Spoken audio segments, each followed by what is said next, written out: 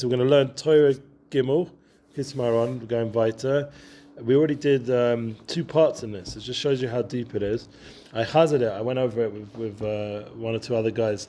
And, once you've learnt it once and broken into it, which is what we're doing right now, then it flows much better when it's... So maybe we'll even do like a summary one and just go through the whole thing in one go. And it might be a good idea to do that, because then you just suddenly see the whole flow in one shot rather than struggling with understanding initially. And even when you've gone through it and it flows, it's still difficult. I mean, it's Kabbalah. Right. It's from the Kisvei Ari.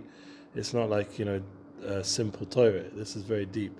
Right. The whole idea of menagin kosher, v'hagon. This whole idea of making sure. I remember this was Rebbe Nachman's life as well. He was going through the sugya in real time, even though his Torah is a nitzchias. He was going through a real life story with a chazan who he felt was treif, who wasn't hagon, and he called him out for it, and it created a lot of his nagdas for him, and continued on to his students, till, we could even say till nowadays. There are some people still, I don't know if there is, but maybe until recently, but there was definitely a lot of his nagdas to Breslov. When I first got involved with Breslov, people in yeshiva were very nervous about it, like in the 90s, and there was a big square Rav who told my brother-in-law who was involved in it to stay out of it, and he actually did. And I think that affected his life journey. It had more connection to Breslov, might have helped him, in my opinion. And other people I know who've had children go off the derech who were told to stay away from Breslov, and I think that their children would have, had more chizuk and more light in Yiddishkeit if they'd had access to it. And Chabad as well. So back in the day, there was a lot of this nagdus. I don't think it's so strong anymore, right? Because of the fact that there's so much nisyonis that everyone just needs whatever chizuk you can get.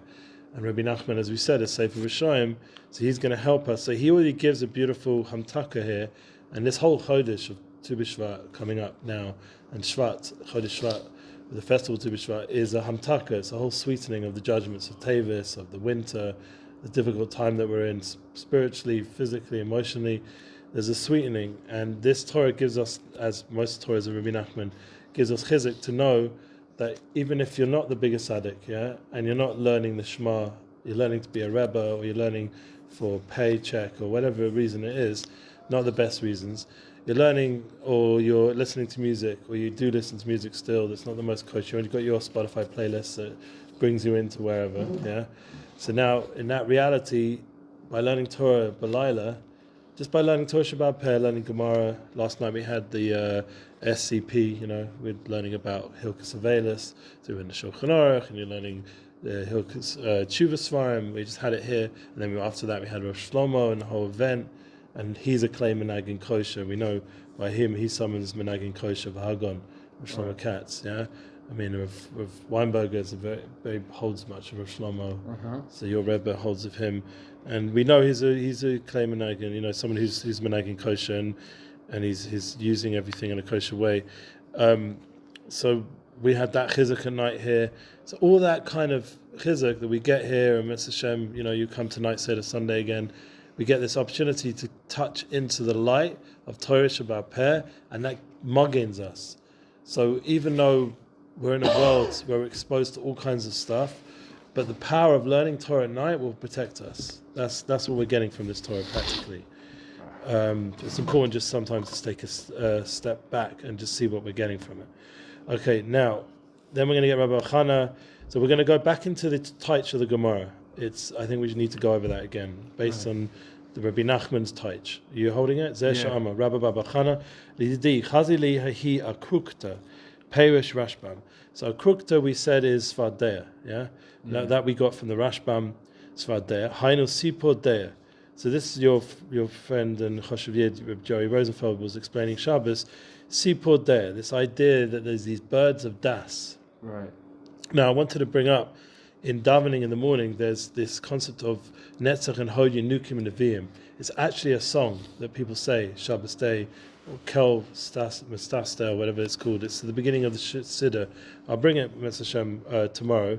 I'm going to bring my Seder, my Shabbos Seder, and you'll see in there, it has a beautiful song. Maybe some of them have some Sidurim here that have it, but it's a beautiful song that explains this concept of these 2 meters of Netzach and Hod, Yenukim, drawing out from Nevi'im, from prophecy, and bringing out, and that is the Binyan of Malchus, as we learned from the Kisvei Ari. That was the previous concept, and he quotes it again. Kavanas Arizal, Davi ki ikra da hagugrai. I don't know how to say that. Hagugranaya, Meloshin Kara Goran. Goran, that's the idea. Guruanaya, the Goran. Hainusha Nagina Nimshachis Menu. The song comes out from this. Ekra the Gronia Kamahavi Shitim Bati. How big? What was this Gronia? This call out from these frogs, from these Fadayas. Haidema Tatakim Bechinas Kra Gorin, to fix up the voice that comes out from the throat. Aide Shitim Bati. And we said it's 6 valves in the neck. That was the Kisvei Ari. Here he's saying 60 houses based on the Gemara. And Aidei Shitin Mesechtes, 6 Mesechtes, Perish Rashbam, Talmud Kamala, Havashalamid Talmud. So when you learn Talmud, that fixes up, that's connected to this 60 houses, which fixes up this throat action going on here from the call of the frogs. Right. Asatinin Bilai, Perish Rash, I don't know, Rashbam, yeah. Rabba Bakamala, Haini Aide Shanamid Shalor Lishma Below Osa Nachash, Zay Perish Rashban. So this is also really, really, really important. That the Rabba says that's idea, but when you learn and you don't learn the Shema, you could get eaten up by the Nachash. Yeah? Right. Basically, we're in constant struggle with the Nachash, which is aka the Yetzer Hara, aka Malach HaMavis, all these different negative things. We are fighting that all the time. Our whole life, pretty much, unless you're a Tzaddik Gomel and killed it somehow, and extinguished that reality. But everyone, you did it already? Yeah. Oh, cool. So I don't know. You should be teaching. This is all extra credit for me right now. All right. Or maybe you're just helping me. I don't know. Zeh Perish Rashbam. It could be. So the idea that the Rashbam is explaining that this snake is coming and swallowing you up when you don't learn Torah Lishma. So that's a problem. But remember, Nachash is Osis Mashiach. So really, there's always a sweetening. There's always what to do with it. Yeah. When Mashiach comes, I was learning with my son. We're going to have the concept of Chedvasa Baraisa. The only thing that's going to be left of the Yetzer Hara is the joy of learning. Because what's going to happen to the Yetzer Hara is going to get shechted. But it still had a toilet. Well, you don't think, and it has a toilet nitzchias. So what's the toilet nitzchias? The panemius of the Yetzer Hara is you should have the enjoyment, the pleasure of learning Torah. Right. That back and forth, that argument, that's the panemius of the Yetzer Hara.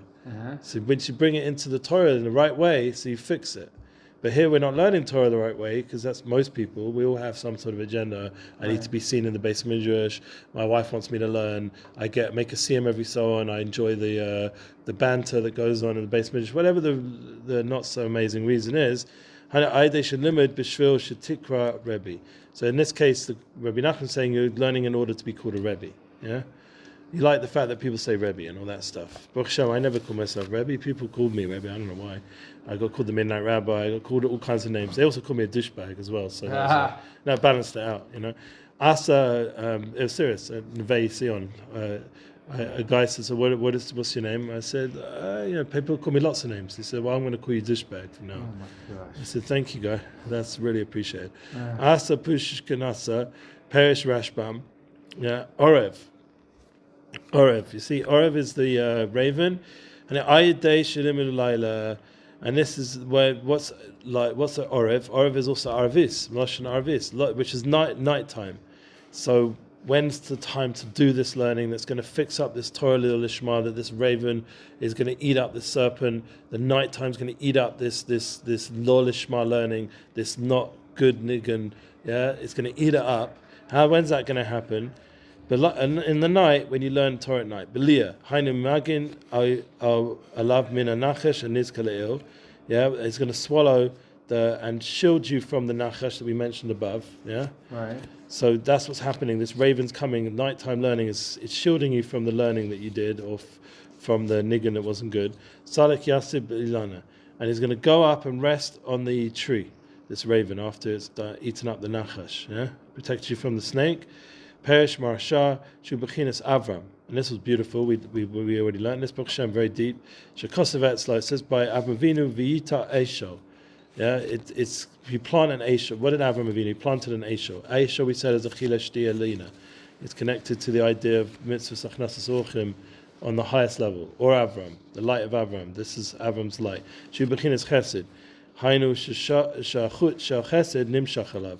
Malgen Alav Min HaNachashanav.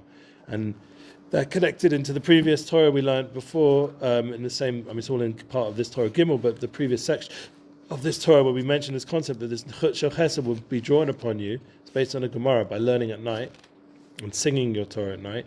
That brings a Chut Shel Chesed, and that's connected to the Eishel Shel Avram, which is bringing Chesed to the world. Ta'achazi kama nafish chelei de'ilana. Sharabba, that's the translation here, not Harbe, but it means Sharabba, the actual Rabbi. Matzmiya, he was in wonder. Etzatzmo, he had a wonder to himself.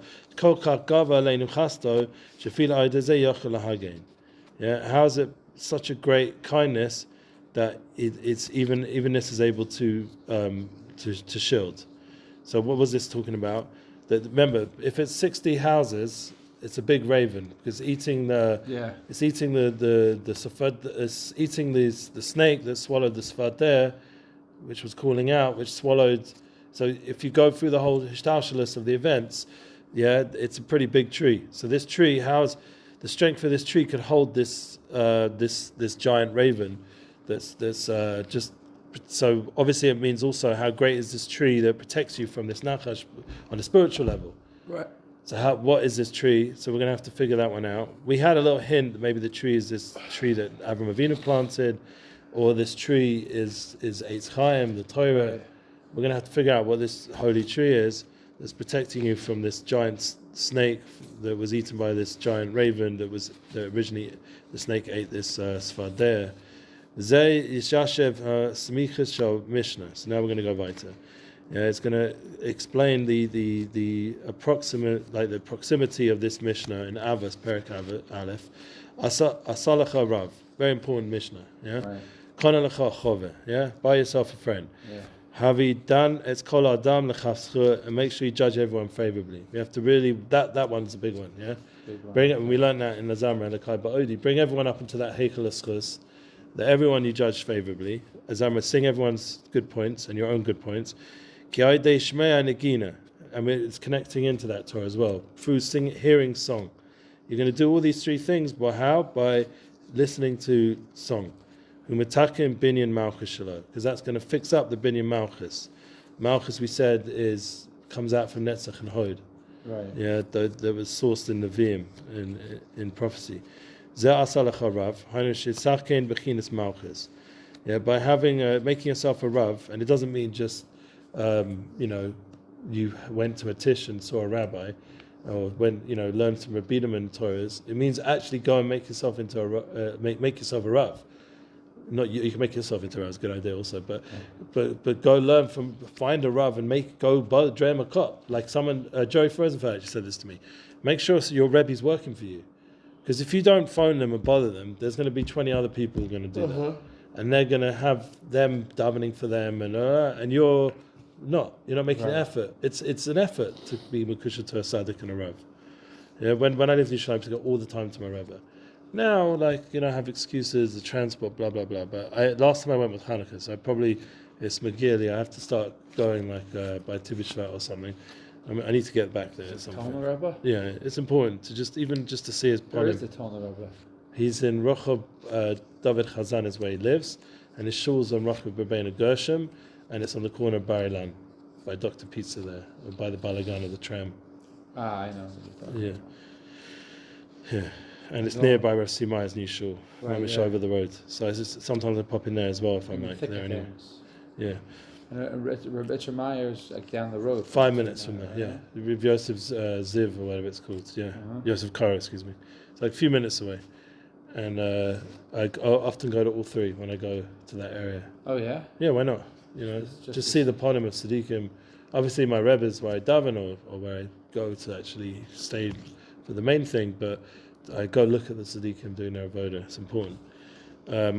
My son also, he just came home yesterday for a little bit, and he's always around those kind of places. He went to a different Tzaddik this Shabbos, Rav Rumpler, but told him that's not really my thing. Rav Rumpler, he's got his son's now the Rebbe. I remember the old Rebbe. Yeah, it's not for us, not for me, a bit too kanoish. I'm not really into that. But he's a holy person, and nevertheless. Takin bechinas malchus. Yeah, and so that we did the way you're going to make yourself a rav is going to fix up your aspect of malchus, the binyan malchus, and then we learn hainu that, and this fixes up bechinas malchus. By acquiring yourself a friend. Yeah, what's a kona? Kona is also the coal that comes out from him. There's a coal. This kona is also like a reed. Yeah, kona, rak kona, be like a soft like a reed. A reed also has a hollow, and the voice comes through there. Yeah, I think I'm just guessing, but I think that's what it means. The coal comes out from that. Yeah, hasheni kruvim lios ponim b'ponim kama ish levayas. Wow, this is very deep. And he joins these two kruvim that are face to face, kama ish levayas. I don't know if you've ever got a bracha from Rav Moshe Weinberg like this, but he always says we should be zok to learn Torah and Yushalayim ponim b'ponim. Every time I see him, that's what he said to me. In all the years, every time he sent me the same bracha. He once said one other thing. He said he said he got in first. He got in. He said that. He said you should be zocher to taya eretz michvodecha. He said that from Yedid Nefesh. That was another bracha he gave me once. But the one that always remind me is the reminder that I remember is, and I also dray him a cup once in a while. I send him a picture of my son or something, and he actually responds. He gives a bracha, davening for your son or whatever it is. Yeah, because I went to Uman once with one of his son-in-laws, Judah Klein. So we had our experience, and I felt like he was with us on that trip with Weinberg. It's his son-in-law, and he's davening for him. It was geschmack. Anyway, Kama Ish Levayas. And so this passage, I don't know what it is, honestly. So let's go look. Let's get some help over here. Yeah, so Kona is windpipe. Yeah, that's great. That was the Kona, the reed. There's a hole. It's like a windpipe as well. So that's where the voice comes out of. And the two cherubs, kruvim, that are face to face, like in the Kodesh Kedoshim, and it says the pasuk Kama Ish Levayas. I wouldn't have got this. As embrace of a man and his consort in Kings. What's in the context? When King Solomon built the Holy Temple, he had basins designed to hold water for the temple's needs. The graved on stands constructed to house these basins were lions, palms, and embracing cherubs. Okay, so there's something going on here where there's a sort of bounding together. Like the Kodesh Kedoshim is the kruvim, yeah? That's the kruvim, that's the Holy of Holies, that's where there's the most intimacy. That's where we learn out intimacy. The kavanah when we have Shemona Esrei is one of the kavanahs is to be Lifnei Kodesh Kedoshim, Lifnei Lifnim. We're in the Holy of Holies, every time we daven Shemona Esrei, Yom Kippur, the Kohen Gadol goes in there, it's only one day a year, the holiest of holy person and the holiest place and the holiest time. The concept is, though, that is the kind of connection we should have with our friends, this intimate embrace of Kodesh Kedoshim, Kohen Lifnei Lifnim. That's the kind of koina. Koina, we said, is the what do you call it? The windpipe of, and it's hollowed out, and that's where the voice comes through. And also from the kruvim is where the voice of Hashem came out to Am Yisrael. Right. We say that even in the Torah. It's beferish. It says at the end of Parshas Mishpatim. Yeah, I think so. No, not Mishpatim. It says by Parshas Balascha, just before Balascha, Parshas Naso. Just before we read about the menorah, it says that the voice comes out of the kruvim when it's talking about, after they were bringing all these gifts to the Korban Nesiim. Is that right? And it also says by, I think in Tisisa, Kitisa, there's a bunch of times you see the kruvim is a fundamental thing, and the voice of Moshe is coming out through that. The voice of prophecy is coming through there, through that place, through the kruvim. So that's the way you want to be sourced in. You know what I'm saying? That's a good place. And it's amazing because he's connecting Pirkei Avos, make yourself a Rav, into Binyan Malchus, and buying yourself a friend, to the voice that comes out from the throat, from the windpipe. I don't know. And the chove is this union of chibur between the two kruvim, ponim upon him, is connecting like pick us to like the most panemius thing. Right, I never would have said this, you know. I wouldn't even thought. So all over the place. Yeah, I mean, it's just amazing his the way he looks at, you know, Mishnayos and Pirkei. You read it in the summer, like you just read it because it's a minhag, and you say it, and maybe if you know, oh yeah, I need to be able to buy myself a friend or something, right? And like make sure I hang out with the rabbi, you know. Yeah, get some followers. On Yeah, Instagram. yeah. Like you're thinking this way, and here it's like no. This is about Kodesh Kadoshim, Panemius, Kruvim, the place where he says here where there's an embrace. That's the kind of intimacy that people should have. A man and his consort, and it's not talking about chashon gayness, yeah, of the 1,000,000,000 billion hatalas. It's talking about like intimacy in like Yonasan and Dovid, where there's like the holiest kind of love between two men. Yeah, there's no raya there for anything priestesstic. It's the opposite. Right. It's kedusha. It's the way people should connect in the deepest way. Sorry that I brought that down very much. This man that Yisrael Osim, I just had an image came up on my Facebook. I was doing some social media work. That's one of the problems of working on social media, and came up this image of two men. I instantly unfollowed that person and blocked. I just can't look at it. It just turns me off. Yeah.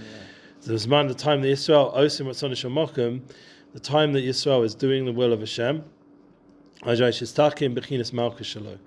this fixes up the aspect of Malchus Shalom. So the importance of Am Yisrael doing the will of Hashem.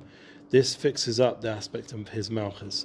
He's able to rule over. Wow, that's powerful.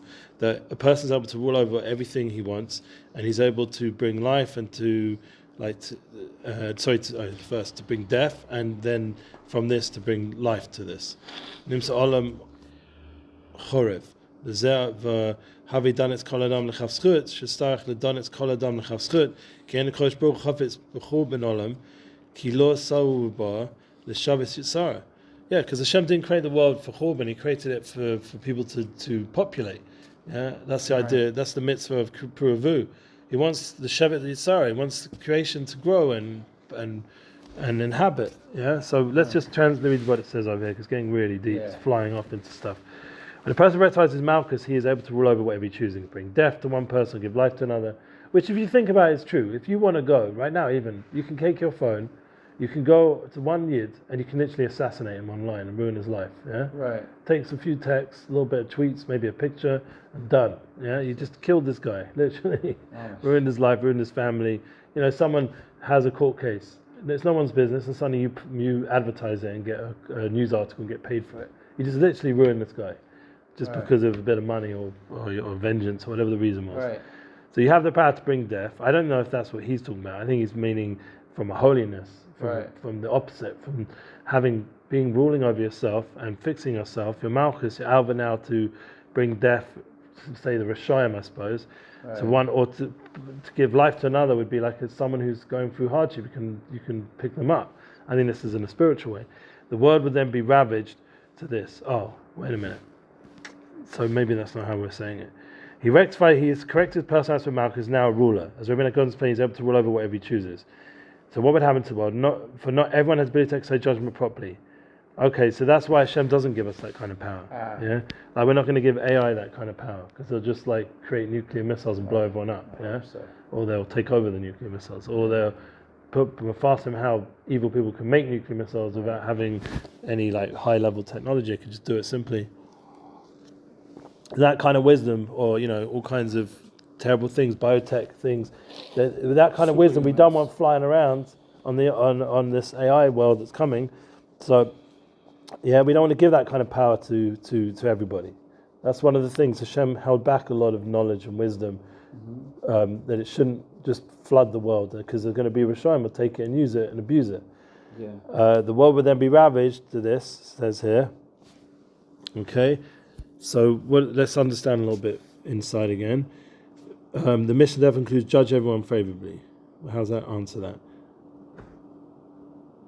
By rectifying the voice of song, a person gains a certain degree of world and rule and mastery. Oh, wow! By rectifying the voice of song, I didn't know they were saying this. So how do you get to this ability to be moshel, to be rule over everything, and to decide death and life and this stuff? It's through song, through rectifying the voice of song. including the ability to issue decrees for life or death, which heaven carries out, is therefore the utmost one that you always look for the good in others.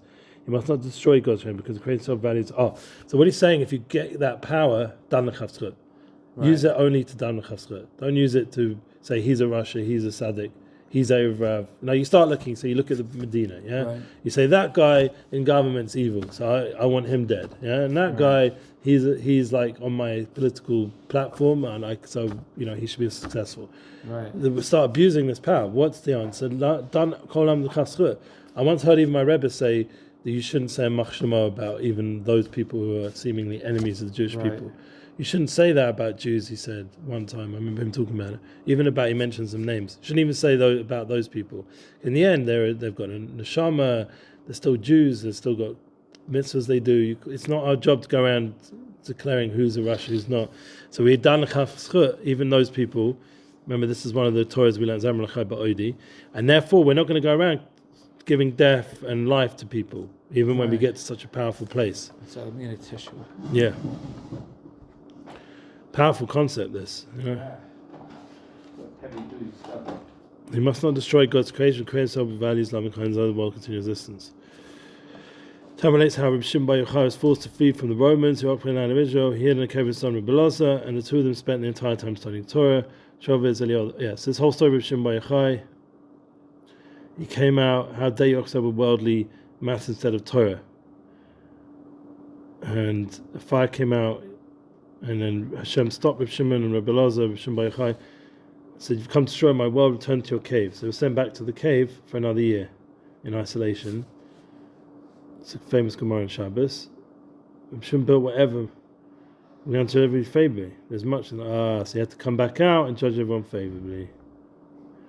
So interestingly, down below, it brings a good example of this, where you have such tzaddikim like Rebbe Nachman and Reb Shimon, and they have the power to destroy the world. The two like Bnei Aliyah, Rebbe Nachman, Reb Shimon Bar Yochai, and they, with their one look, were seeing everyone busy with the world, and they were like starting to destroy everyone. So Hashem put them back in the cave for another year after being there 12 years, and they were now, for the 13th year, they came out, and they learned the lesson of now seeing the good in everyone, of being dan l'chavzchut. But yeah, who was the tzaddik who, when he looked at somebody and that person just like... So the Gemara brings, the Gemara brings a tzaddik. He turned them into a pile of bones. Right, pile of bones. Right. Yeah, it's a few different tzaddikim actually in the Gemara, from what I remember. One of them was blind, I think, Rabbi Yossi or something. I don't remember exactly which one. But the Nekuda I remember learning, I think it's even the same Gemara. And then vice versa, right? We know the story where where they brought the Amora back to life. Yeah. Right, he killed him. That's the famous Gemara Torah. But the Nekuda here is that what we need to get chizuk from, and even that Gemara when he's turning them into a pile of bones, it says one parish that he got out the etzem. What's etzem is bones. He drew out the etzem, and the etzem is still good. Right. So he was drawing out the etzem, the good part of the person, even if it seemed like he was killing him. Right. He was bringing out the good part because he was at that time, I think, he was an enemy of the Jewish people, and he was Moses. He was one of the worst things. He was he was working with the Roman Empire at that time. I think the different stories I remember from the Gemara. So it was really bad what he was doing. So did deserve death in a certain way, but at the same time, like there's still an akuda of etzem of good in a yid. And that's once again, Rav Shimon Bar Yochai had to bring out that Nekuda Tova. The Shom Vazocha, at least he's working hard, but he's working for Shabbos. He's working to Mechavit Shabbos, not just working stam. Right. Every Jew has a limit schus why they're doing what they're doing. It's never just pure, like, not good. Yeah. So that's the way that when you have such a power to bring life and death, like Rav Shimon Bar Yochai and Rebbe Nachman, you have to sweeten it with this next part of the Torah. When you fixed up your voice at such a high level, you now have to dan l'chavzchut when you get to that level. So that's important, that every tzaddik who reaches a high level then has to get to the next level, dan l'chavzchut. That's one of the reasons why I've been not talking much about tzaddik, but I didn't connect to Rav Rompla's father, the Rebbe before, is because he wouldn't shake your hand. Right. And I'd never felt comfortable with a tzaddik that would make me feel like uncomfortable with myself. I need to be around a tzaddik who sees my malas, sees my limit schus, sees my nekudas tovas. So the fact that he was on such a high level of tahara, they wouldn't shake my hand, like, well, what does that make me? Yeah? Mm-hmm. So I didn't like that. I didn't connect to that kind of Rebbe. Right, yeah. Whereas with Simaya, which I take my hand, I felt like the love of Hashem was pouring through this tzaddik. Wow. And he sees a Heilige Neshama. Same with my Rebbe now.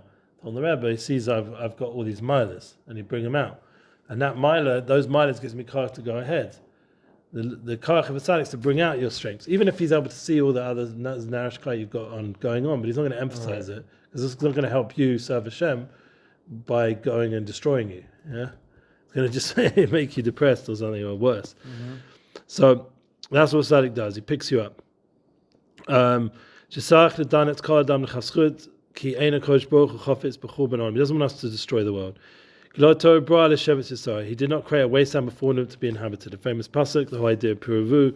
He wants us to make this world an inhabited place. He says underneath here, get yourself a rabbi in order to rectify your aspect of Malchus. That's what a rabbi will help you sort out your Malchus. Require yourself a friend. Bind your voice to holy speech. That's the way he's explaining. Koneh is a choveh. Koneh is the voice, and choveh is connect. So bind your voice to holiness, like the Kodesh Kodashim. But once you rectify your acts of Malchus, take and become overzealous so you don't destroy the world and burn inside to see it rectified as well. Therefore, done everyone positively. That's the Kitzur version of understanding. Wow, that's the panemiistic version of learning that. That Mishnah, yeah. And it fits into this Torah here in as a whole. Unbelievable, you can take Pirkei Avos. I once went through the Pirkei Avos with a tzaddik called Avodas Yisrael. You ever heard of him? The Kozner Shemagid. Okay, yes. There's a beautiful sefer on Pirkei Avos. I went through the whole thing in a Kolal Boker. I used to learn by Munas Yisrael, Kolal. So one of the Svarim I learned, every day I did a Mishnah. I used to learn some Gemara, some Halacha, and then I'd do a Mishnah with the Kozner Magid's Parish. And it was so deep. I mean, it's like taking Pirkei Avos to a whole other world. Wow. And there are Svarim that do this. There's the Maharal and Pirkei Avos, and it's slightly different. But anyway, the point is that the Pirkei Avos isn't just the way we learn it with art scroll. It's a whole. Once it's from the Tzaddikim, like from the Tanaim and Amoraim, it has endless madrigas of understanding. Shvil there. Magalia Pumir, the Unshi Akshav Lomer. So we're going to a new section now. And this meaning that so we're now this is the meaning of, we're going to now explain this, yeah? Mm-hmm. So this is the reason people are fond of saying, this is idea B'shvil zeh Magalia Pumir, like it's like a pearl in the mouth of people. Now we say, he doesn't say, he says fond of saying, but really what it means here, Magalia Pumia, I think Magalia is like a pearl in the mouth. Right. Like it means it's something precious that people are fond to say. Right. Shechazanim heim shotim. Nice. That singers are fools. Einim b'nei der, they don't have das. Right. Because the holy kingship is in Golis. We don't have ability. Where's all the nigunim? How much Jewish songs are there compared to the world? Now there's been a big increase, but up until the last 5 years or so, most of the music was by the goyim. And the Jewish music, there was like a few albums, a few songs every year before we got into this whole like home studio world, and every Jewish kid wants to be a singer. Before we got to that reality, even then, a lot of that music is still by the goyim. True. So the Malchus de Kedusha is not really by us; it's in Golis. So Nigunim is connected to Malchus de Kedusha. Okay, Naginahu Nimshachis Ma'asa Neviim Bechinis Mochin Das the Malchus de Kedusha. Therefore, a song that draws from the side of the Neviim, the prophecy Bechinis Mochin, the aspect of minds and Das and wisdom or knowledge rather, the Malchus de Kedusha. That's from Malchus de Kedusha. Akshav Shemalchus Begolis. And now the Malchus in Golis, okay, Nagina Nif Gemes. So we're trying to get ourselves to this holy song. We're trying to draw from this place of Kedusha and Das and all that stuff. But since Malchus is in Golis, Nagina is Nif Gemes. It's not Nif Gemes. It's pagamed, it's like blemished. Okay. It's not coming from that source, that pure source that we're trying to always get Nagina to. Okay, Chazanim Heim Below Das. I remember this was in Rebbe Nachman's reality. He experienced these guys, and that created all the Hisnagdas to him in that time, a large portion of it. And this Chazanim, they're below Das. They don't have any Das. Yeah. Wow. There's not in them the strength now to draw out. I imagine this was in his time when, you walk in the shtetl, you'd be lucky to see, a woman who was incredibly sneers walking the street one time that day. Yeah? Right. We're not talking about now, it's forget about sneers and well, then the millions of things you're seeing, the data points of pritzes and exposure to endless imagery. Actually reminds me of it's another world nowadays. when I was in Beis Medrash, so we were learning the sugya, and I think it's Masechtas Gittin, in Yanim of music. Yeah. I think it's Gittin. I don't remember. It talks about that until the Beis Hamikdash. Until we get the Beis Hamikdash back, it's Aser. Oh, there is Hilchos Beis. You're right. That's one of the reasons why Yerushalmis don't do full-on bands in their weddings in Yerushalayim. They're covered Beis Hamikdash. And you have to go make it outside of Yerushalayim if you want that whole thing. I remember we asked our Maggid Shir at the time, who's huge Talmud Chacham. The guy's just his head is just in Torah all day long. A question about music. He looked at us. He's like, "What do you mean? You're never allowed to listen to music?" Yeah, there are people who don't listen. And we're like, "What?" Yeah, if you take black and white halacha and the Shlach Kodesh, because of the Churban, people are so. There's levels, obviously, but the people that take it so far, based on halacha, they're not making it up. That they have such sensitivity towards the whole Churban. How could you listen to music, kind of thing? Right, so we any music. So we asked him though. We asked him about any music, and he was just like, "You're never allowed to listen to music." Yeah, some people just don't listen. It's crazy. Or whatever, and he looked I can't imagine that. We also looked at us we were from we were from outer space. We're like, it's like asking, so if we eat treif in this way, is it okay? And he's like, it was so funny. Yeah, there is such a shita, and I've seen it inside, and really people live that way. Once again, he's on high madrega. So I don't know how a person doesn't listen to music because it's everywhere. Right. If you're not turning it on, it's someone else's. You go in a car, you go on a bus. Everywhere is this music. Every Torah class has some background corporate music playing. It's what are you gonna do? You can't get away. The intro to Daf Yomi is this whole sing song. Right. I walk around singing that after I've heard it. Some silly cheesy nigga. Songs it sticks in your head. Yeah. I got in the car with somebody started singing me the chicken nugget song. I said, "You think I want to go into Shachris with chicken nugget song?"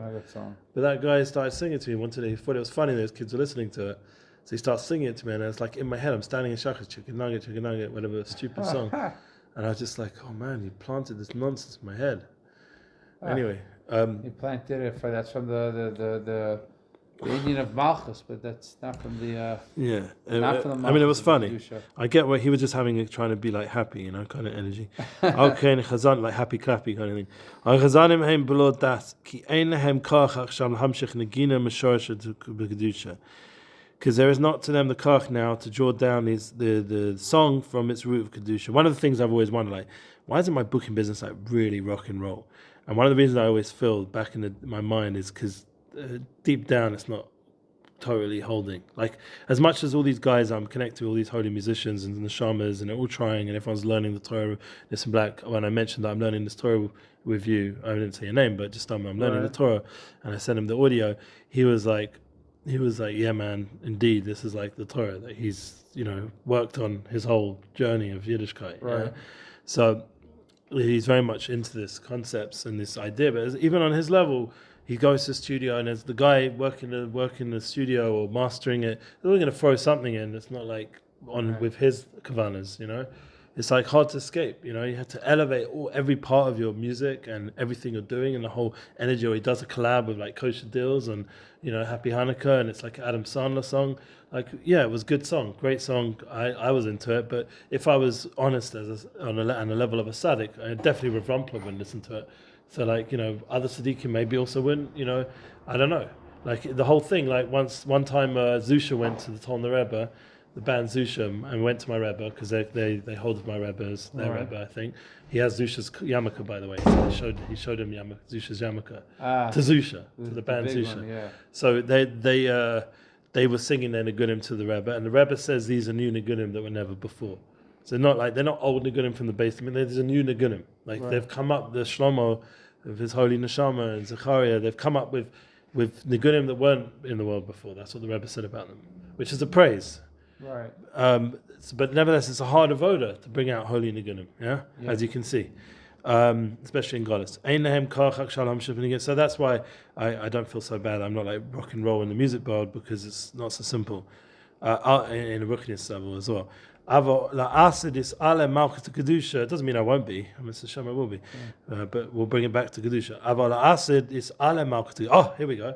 But in the future, everything's going to go back up to Malchus kedusha. So hopefully, when Mashiach coming, all this music's going to go back to to kedusha, like Yishai Ribo, all these guys who are coming along now, and the Balit Tshuva like Aviata Bono. Did you listen to that song I sent you? Amazing. That song is strong, though, and see at the end he's sitting there learning Likutei Moharan. Yeah. You see that? It's exactly what the whole Torah, what we're learning. Like the Aviata Bono, depicted this. Probably learned this Torah. Yeah? And he even had behind him a bunch of Likutei Moharans in the video. And he has his whole family in the video. Yeah, he's bringing it all back to Kedusha, his journey. From Tel Aviv, crazy scene to Tshuva and Where does he live? It looked like Ramot to me. It really looked like Ramot. I'm not sure, but it looked like Ramot. Like one of these Yerushalayim, out of town places. Such a holy guy. Yeah. I don't know. It's amazing. All right, he goes, he's just sitting, he's learning, at the end of a night like that. And then he goes and he plays in Tel Aviv. That's who his crowd and he's doing a spodidus on the beach, and he's got a bunch of videos like that. He's got some holy stuff going on. He's doing some songs by Yishai Ribo, I think he learns. Yeah. He sits and learns. Yeah, he has time to learn. Yeltsin Rizal, he did smicha in Berkovitz's kolo. Oh yeah? Yeah. I'm actually in touch with Berkovitz. I'm trying to organize a meeting for Nissan Black today. In fact, the guy needs to send me the phone number. He never did. And I need to ask him now. I'm going to actually go do that now, because if I don't remember, it's 10:15. I'm meant to actually be speaking. Why didn't he do that guy? All these people, I don't get paid for this. I'm like his PA for free. Right. Organize this meeting for Berkovitz and this. Oh, he sent me the number. I have to take it back. I didn't see the message. Yeah, I didn't see the message.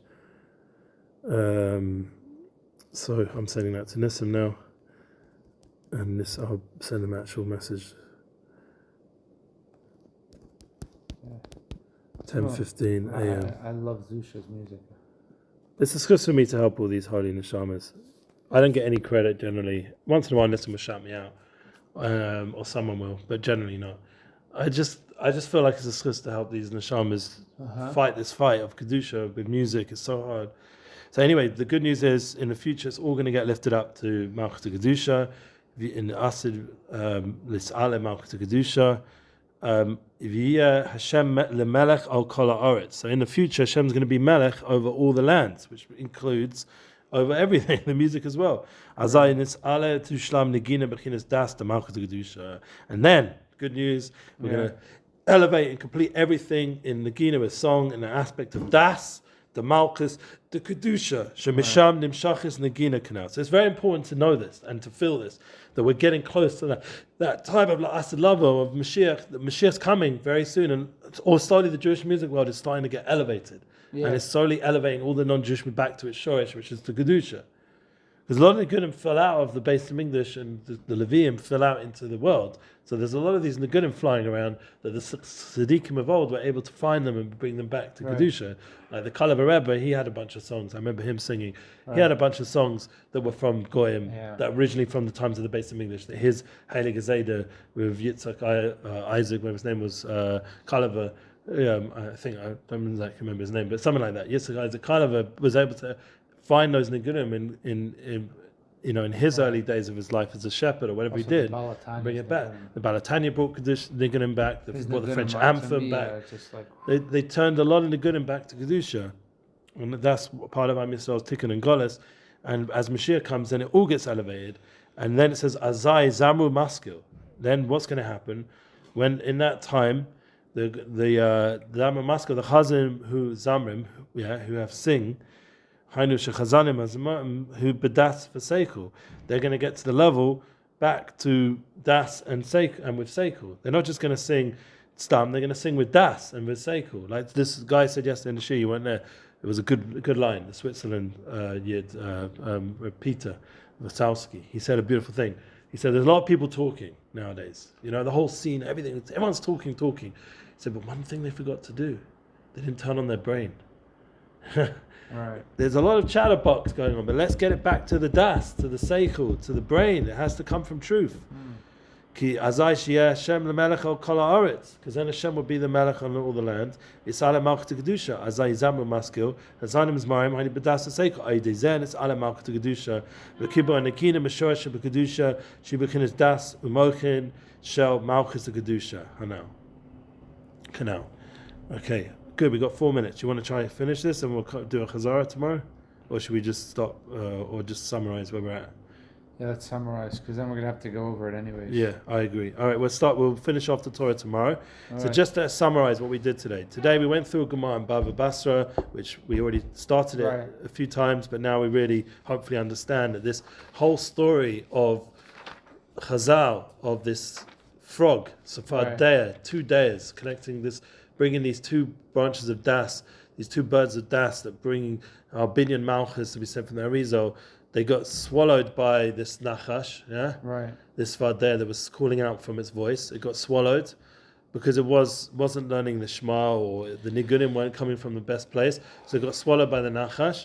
And then what swallowed the nachash? The snake, the Yetzer Hara, what swallowed that was a raven. Why? Because it's the night, and the night is the time for learning. And if a person learns these shitim bata in these 60 houses, he learns the Talmud, the 60 Masechtas of Shas, he learns Torah Shabbat Peh, then that gives the koach to Magain from the nachash, and that raven then went and perched on this powerful tree. Right. That tree is able to hold this raven, and that raven has the power of Torah, and this concept of the tree also Mastama's Torah. Never really got into it, but I assume it's connected to the Eitz Chaim of Das and Seichel. Right. And then we went into a Mishnah in Pirkei Avos, and he says, according to its proximity, we learn out these 3 concepts of make yourself a rab, buy yourself a friend, and judge everyone favorably. We learned B'derech Panimius that make yourself a rab is fixing Malchus. Buy yourself a friend is connecting yourself to voices of Kedusha, Niguna Kedusha, and once you reach such a high level where you're able to master life and death, so then you have to now done everyone the chafschut, judge everyone favorably, because you don't want to go burning everyone with that high madrega. Wow. And then we got this famous saying that people like to say, pearls in the mouth kind of saying, that chazanim are fools. And one of the reasons why we can call them that is because a lot of their nigunim are coming from, and this is Rebbe Nachman talking, not me, they're coming from a bagam of Malchut Kedusha, and they're not connected to Das and Mochin. They're busy thinking about the lady listening to them, or God forbid, or the fact that they're getting covered and paid thousands of dollars to do this job, and they see everyone looking at them, and it gives them a feeling. Yeah. So now to get back to the Kedusha, so the whole thing is that we have to realize that it doesn't really give us so much. I mean, the Eitzer it gives us in Golos is the learning Torah at night. Right. Learning Torah at night will fix this. But the hope, the tikva will be that the whole sugya will get fixed when Mashiach comes, because then all the Nigunim will come elevated back to Mochin, back to Das, and Hashem will be the Melech on Kol Haaretz, and everything will come back to this Kedusha. So what do we take from this? Practically, I think, one, we have to daven on this. Right. Like you said the other day, I need to pray on it. Someone else also, when I learned it with them, said you have to pray on it. You have to pray on these Torahs. It's not, Rebbe Nachman's Torahs are not just to be learned, they're to be davened on, as Nissim said himself. It's something he's working on his whole music journey. He's really praying all the time. He's always working. Is this good Nigunim? Is this who he really is? I'm just going to get Nissim to confirm about this. It's good. He's speaking to, who's he speaking? Who am I arranging Nissim to speak to? The Rosh of all the Balat Tshuva of Poskim, Rav Berkovitz. He is the biggest Kiruv rabbi in terms of Das Torah. In the psak in that world. You know how many people I know in the music business, they go ask him their shilas, can I perform in front of this crowd, this thing, that thing. Everything is done with Berkovitz. Rishus. He's the rabbi that paskins a lot of the complicated Kiruv questions and beyond that also. But so that's who Nissim's going to be talking to. And it's actually about music, another musician as well. They're going to be talking about another musician, and they're helping together mutually. So it's amazing, This is the kind of conversations a musician should be having with Das Torah, with Tzaddikim. So to help enable that, it's not something I need to be paid for. It's just a b'schus. But the idea that we should be able to connect into this truth and please God, to be able to together, all of us, to be able to tune into these Nigunim of Kedusha. We have Shirat David. The whole name is singing the songs of Dovid HaMelech. He was the one who's the Malchus de Kedusha B'Vadot, and he's the Mashiach comes from him. So we're in a place which Rav Shlomo is trying to bring us to that level together as a community to sing Nigunei Kedusha, to bring people here like Yosef Kaduna and other people who have come here over the years. He even talked about Matziel last night. And as a praise to Matziel, he said he saw him in the forest of Nova, the Nova festival place, where that all took place. He saw it in the forest over there, and he was talking to his son Levi, who's also a singer. And he said the conversation of the Ava he saw between the father and the son inspired him. And then he went into a song last night, Ava Solemn, Ava Solemn, that song. The love between a father and a son. That's what he saw between Matziel and Levi. They were having sikhs, talking together in a place like that. And we have to awaken the Nekudas Tovas, the Zamachai Ba'odi, the Danachaf Schut, and all these singers as well. They're all good people, but the ones I know anyway. And we have to try help them and facilitate them, give them opportunities to Machazik Am Yisrael. Amen. And I think that they have a shlichus, maybe even more than some Rabbanim nowadays. I would agree with that in many ways. They themselves need to be constantly connected to Rabbanim to be able to do that shlichus, but they have a shlichus, and we should help them do that shlichus. Gewaldig.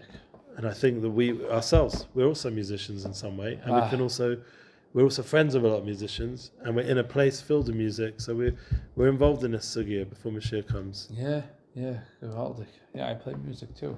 I sometimes record my stuff. Yeah. Gewaldig, all right. It's good learning. And then tomorrow we'll finish this Torah, and maybe we'll fly through it again one more time.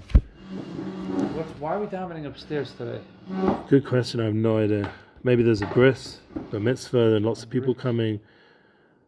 It's usually one of those two reasons. Say Kaval Hashem, the Baruch Hashem, feel some hope. My son phoned us yesterday, which is important.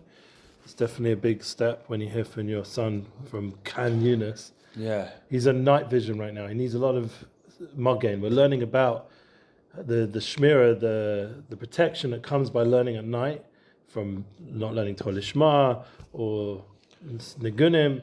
So I would have in mind also all those soldiers who are doing night missions, which is one of my son included, and he doesn't have the full night vision, he told us. He said not to worry, but the army can't afford to give them $4,000, whatever it is, night vision. But for me, a price shouldn't be on this kind of stuff.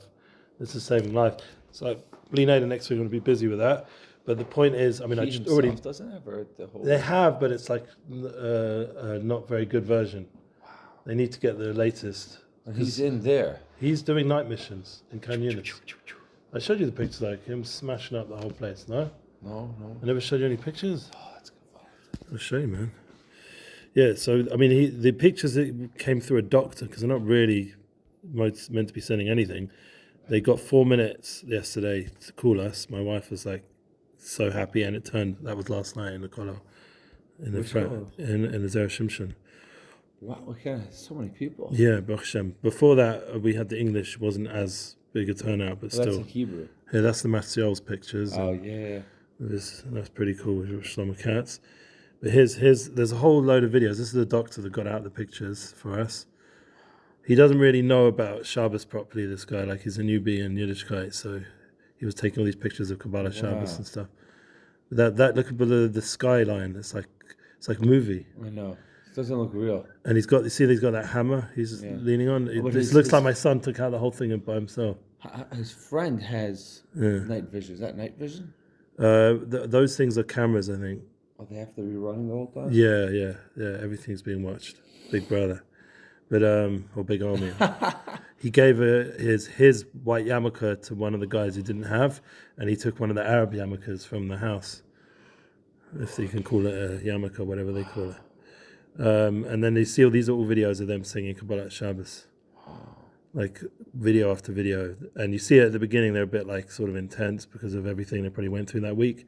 And then by the end of they were hugging and singing, and gets into a good energy.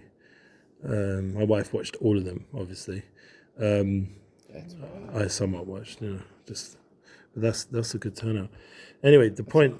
Who? That's Charles. Charles, yeah.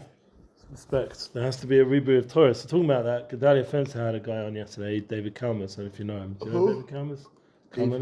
Kalmus? Yeah, I don't really know him that well. Also, I've had what to do with him online because of Breslov English work, who I worked for 5 years. I did a Vorisha site, so I'm very collaborative. So I used to share some of their stuff onto our platform, give them a boost, because that's my opinion of how social media should be done, and everything should be done really collective. We're here together to mechazik all of Christ, so not just my organization.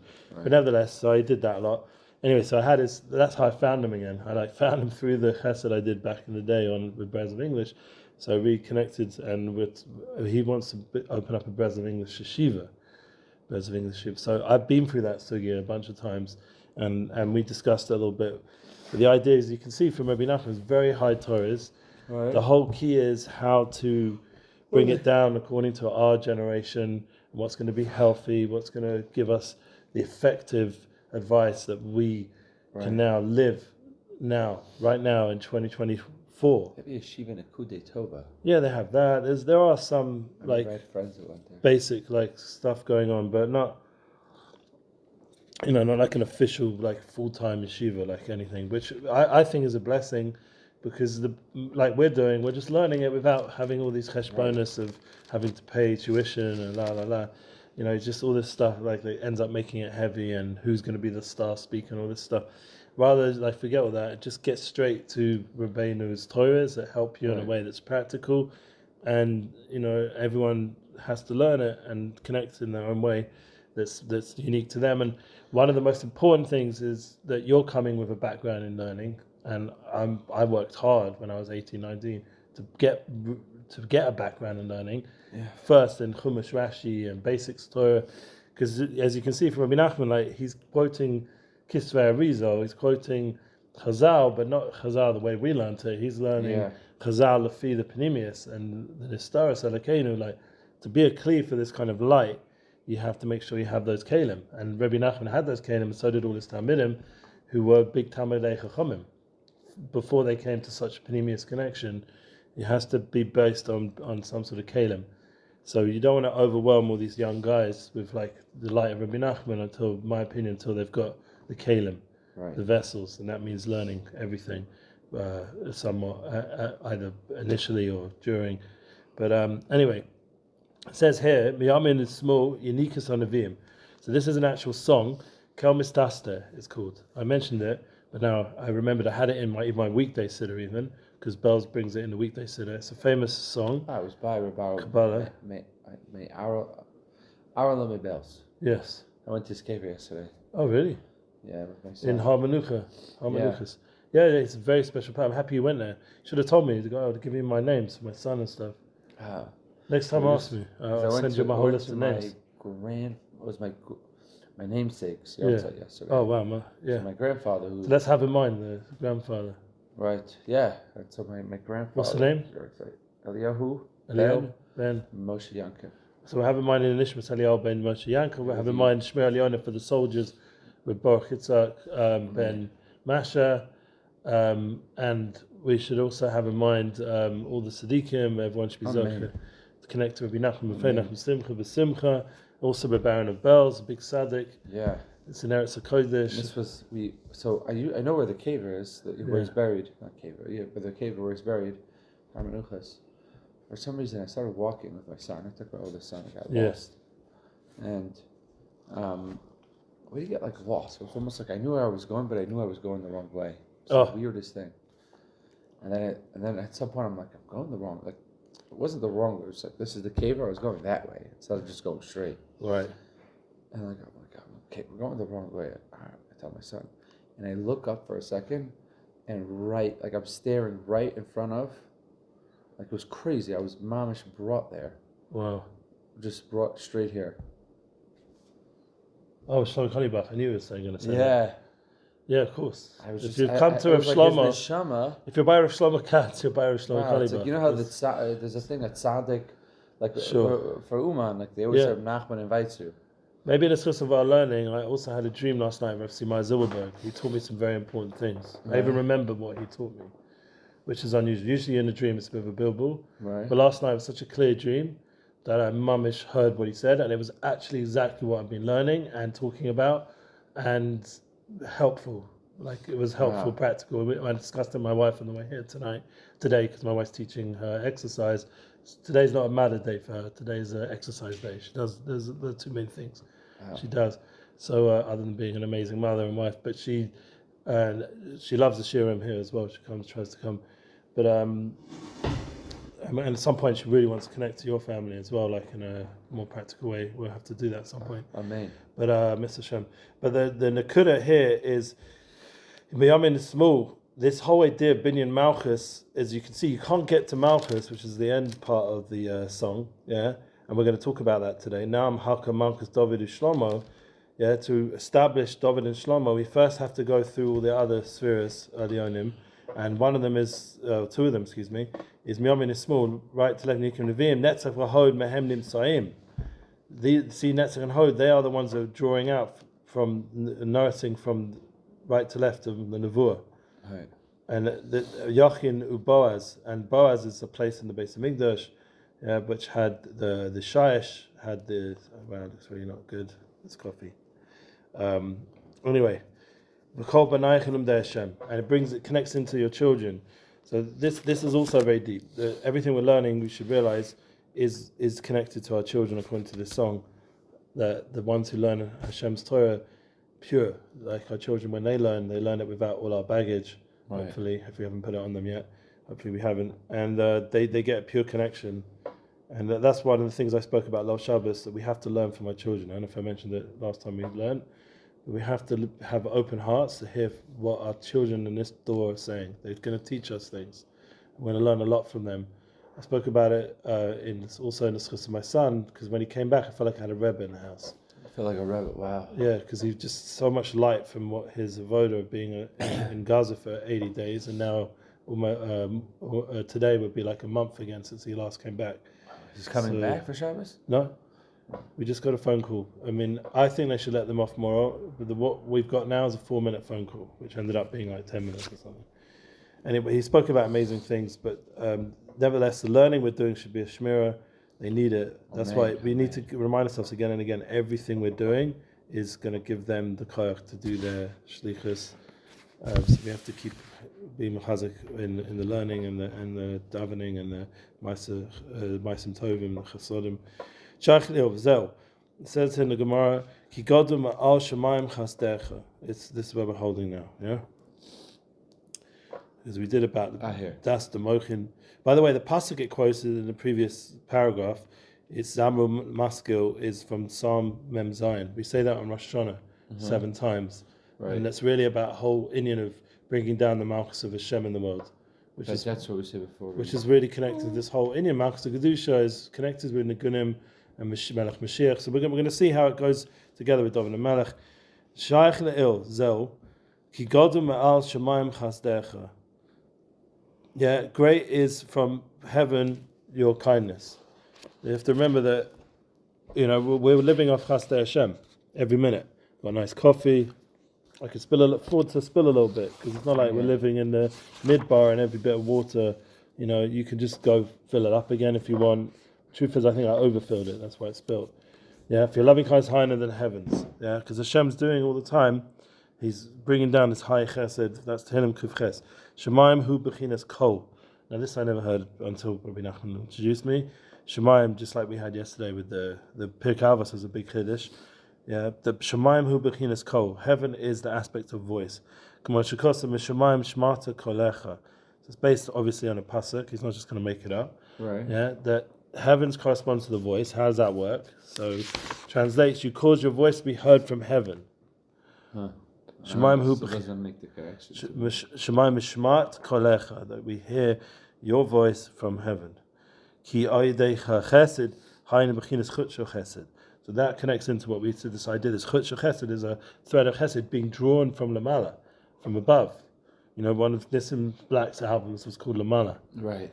Interesting. That was the whole idea, pointing upwards, of bringing everything to Hashem above. I've been speaking to Nissim about this whole. The idea is like, right. He did call Berkovitz yesterday, Baruch Hashem, so that was good. Yeah. I guess when we talk or we sing, when we're drawing down, it's almost like you could only draw down something.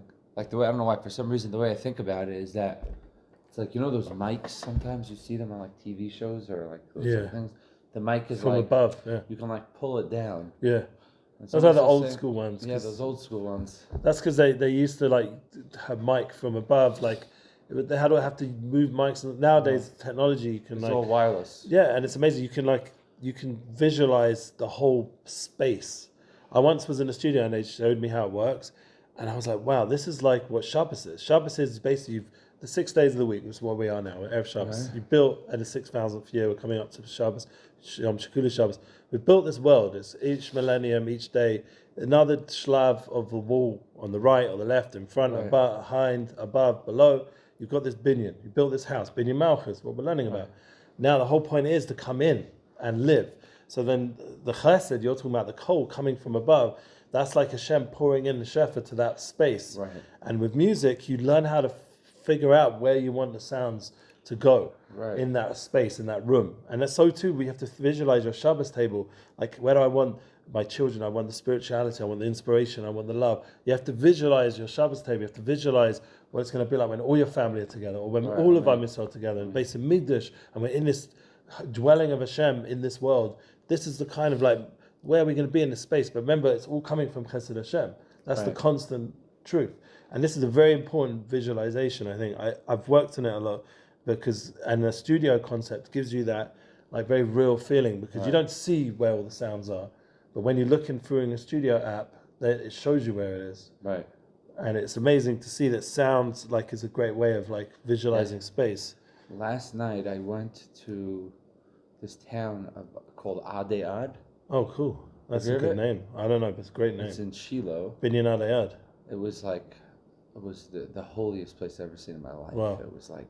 That's like Shevet Ephraim. It's like in middle of... It's like in Shiloh, but all at the end. Because the Mishkan was there once. Yeah. It's like 50 families, all like hardcore, like... Wow. You know what I'm saying? Like, who took you there? Someone? It was like through the Thank You Hashem. Thank You Hashem Chevra. So you went through them. Like Judah Mashal was there. Cool. This was like... And they had a you get up to good stuff. I know, right? It's the musician there, wrong direction. It's also a band. Like, you know what I'm saying? It was like all the holiest. Everyone just like, like that. Mizrachi Chevra. Like all, not, but like. Like all like Breslev, but just like, all the fathers are either in Miluim now or just dressed. And they had a musician. It was good. Sinai tour. Oh yeah, I remember those years ago. Yeah. Oh my gosh, this guy was the holiest yid. I remember him from years ago. Yeah? Yeah, he's been around. Sure. Yeah, he's been around. He's old, but he's like. Also, these kids, they were dancing. They were like that energy. They were bringing down the shefa. I saw them. Wow. So that's Sechinas Chut Shel Chesed. This guy Sinai tour, when he was singing, he's Sinai tour. He was like. Yeah, he's good. He was channeling something because he was like just so. This is neshamas, man. His neshamas are like, the neshamas in that area. I was like, you guys, the neshamas there are just different neshamas. Because they don't have all the craziness we deal with. They don't. They're like in their space, in their bubble. They live in like Ruchnius bubble. They live in a bubble of Eretz Ruchnius. Kodesh, and they live like in little caravans. They're into Rebbe Nachman and Tzaddikim. Nachman, like. But yeah, they're not like caught up with like the system the way. There's no system there, yeah. But then that can also have its nisyonis. I know. Yeah. Afterwards, my wife was like, "We have to move there." No, it has its nisyonis, man. Yeah, it's not an easy place, but. In a way, like I feel like my wife always also says, like you never know where we're going to end up. Because no place is perfect. But the point is that I've seen all different kinds. Like there's because. I always had the more hippie side to myself, and I wanted to be in that place with more ruchnius focus. The problem is when you're in those spaces, then you might neglect other things you have to take care of. There's no kalim. Yeah, so that's once again you have to build those kalim. Like that's where I thank Hashem, even if like it's not totally me, but I had the merit to sit in like yeshivas like Osameach or places where they were very into Kalim, very into learning, giving you sodas of Gemara and Rashi and teaching how to teach and basic stuff that you need to know for life, instead of just rushing into the light. And if I'd have gone straight to the light, I think I would have just been on a druggie or something. Like I would have had Shviras Kalim, literally. Like we all get Shviras Kalim on small levels, but not like in a major way where you like. I love when I get Shviras Kalim. Once in a while. And then I wake up the next day and I try to rebuild that. Yeah. But you have the Kalim. You're not like just Shviras Kalim and no Kalim afterwards. Right, no, the Shviras Kalim. Like my son told me when he comes out, one of the things he wants to do, one of the guys in the army that he's serving with, he has no Kalim anymore. Like he's literally, all the stuff, since he's gone to the army, he's a lone soldier, he doesn't, everything's been taken away. Like whoever he was living, they just threw out all his stuff. Like obviously not respectful, good people, and they just like zazzled that he's doing what he's doing. I don't know what the history was, I don't know all the seaport behind it, but Bekitzer, he's coming out of the army, he's got nothing. Yeah. So my son said he's already visualizing as soon as he comes out how all the different, like we have all this, like we give stuff to Gemachim all the time, like it's one of our ways that we can do chesed. We're not like big money people, but we always give away furniture or clothing. Like we've even met people wearing some of our jackets, like things like that. The things that you grow out of, or my kids want to get a new one, so we can afford to get a new one. Some people can't even afford to get the first one. Yeah. Right. So we give away stuff. So he's already preparing, like in his mind, all this kind of stuff that he's going to give, like when this guy comes out from our house, all the extra older stuff that this guy can then kin him out, re-kin him out again.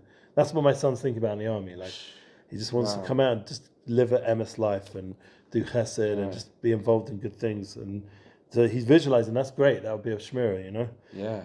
And bechinas chesed nimshach ayidei shelamed Torah b'layla. And that's hopefully what the learning we're doing, even though it's the morning, but it's connected to the night. It's giving me chizuk to learn at night. Right. Learning Torah b'layla ayidei netaken hakol, fixing up the voice canal. Zeki kol gadol mal shemayim chasdech canal, because this is great, your kindness that comes from above, and there is this great kindness, chesed Hashem, coming from above into our life. We have to tune into it. We have to be open to it. But it's a lot to do with, and according to Rebbe Nachman, by learning Torah at night. That will fix up the kol, because then we tune into the kol. We're not going to get caught up in all the other kols. Excuse me, but I have a bit of a Torah for certain things. Yeah, one of them is, I don't know if you heard of this guy, Tony Hinchcliffe. I wouldn't recommend anyone watching this. So he's friends with Joe Rogan. He's this kind of guy. He had Howie Mandel on it recently. Right. So I was having a good time with my wife, like just, laughing at that and some of the scenarios. But I was thinking to myself, no, like I really have to do tshuva because it's so naughty, But at the same time, like, I'm a human being. I have to be real of who I am. Yeah. Right. Like he said a line the other day when he had a Jewish guy on, who I'm actually working with, a guy called Mikey Greenblatt. So he had him on, come on, and the comedian sent it to me. That's how I started watching it. So I was looking at it, and he said, "Don't worry, Mikey.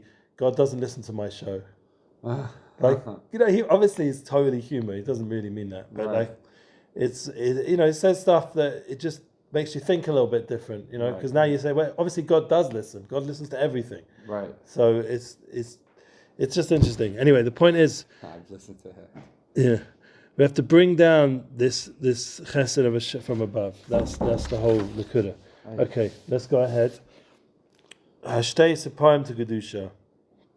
These two holy birds come from holiness. Misham neviim nimshachas. We just saw this song. Yamin small nikas neviim. That's a chod mehem nitzaim. Yachin v'az Hashem nekrayim v'kol b'naychim de Hashem. Heim binyan malchus Kedusha. So you don't get to the binyan malchus. Malchus is over here. It's already 2 more lines ahead. Right. To go for Yesod, Tzaddik. He doesn't really mention Yesod in this Torah. He goes straight between Netzachod and Malchus, which is interesting. Heim binyan malchus Kedusha al kain amdas melech hay al pi nevuah. That he's going to establish a king that's going to be according to nevuah. Yeah, there's going to be a king that's going to be according to the prophecy. And that's why the appointment of a king has to be according to prophecy. Because all of kingship of Dovid HaMelech came from Nevuah. Shmuel Navi anointed Dovid HaMelech.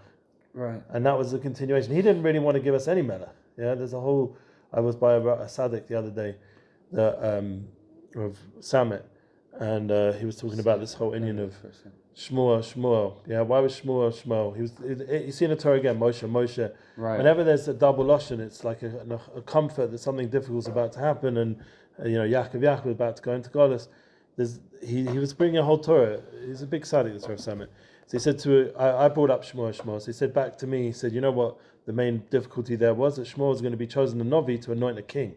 And he gave Musa time himself about that. We shouldn't really have to have a king. It should be direct, our relationship with Hashem. But Lamaisa, what happened was there was an anointing of a king, and Shmuel had to be the one to do it in the end. And Nevuah Nimshechis Mina Kruvim, Shem Bechina Shtei Separim Kana now, Shem Binyan Malchus to Kedusha Kana. Yeah? And the Nevuah is drawing from the Kruvim. We mentioned this already. The two, he says two birds there, but we said they're two, also they're human forms as well. Right. Facing each other. They have wings, so I can see why they say birds. Shem Bechines Malchus the Kedusha Canal. So like those two Kruvim are drawing down this Nevuah that brings us to Malchus the Kedusha, because then we know the Malchus is coming from Nevuah, which is a pure source. That's the way we want to get our Malchus from. We want to get a king, we want to get a Rebbe from Nevuah, from Kedusha. So one of the things, like I feel like with Rav Simai, I always felt like he was a emes HaKodesh Mensch. So when I went to speak to him for Eitzes and everything else, I felt like I was talking to that kind of Panemius of Kodesh Kadoshim, of Nevuah. Right. Ma'acha alas haviyu, he says that from behind the nursing ewes, this whole thing, these I don't know what they are, sheep kind of animals, ewes. You know what ewes are? EWES? I don't know. Some kind of lambs. Oh, that's it, lambs. Bah. Yeah, they're lambs, not sheep. Lambs, they come and they nurse. Yeah, he brought them and they kept coming to go nurse. Yeah. Here, see that? The same as the song. Yeah, exactly according to the song. The song obviously is tuned in. We say this, people say it Shalasudas, some people say it every Shacharis, some people say it only Shabbos Shacharis. I usually say it, if I can, every day. Often I just say it Shabbos mostly.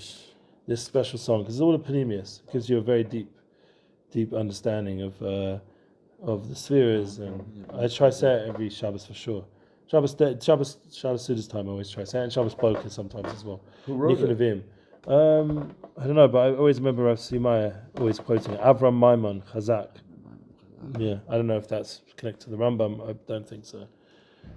I'd be surprised. So Kabbalistic. Maybe the son of the Rambam, maybe. I don't know. Baruch Hashem. If someone knows, let me know. Yeah, what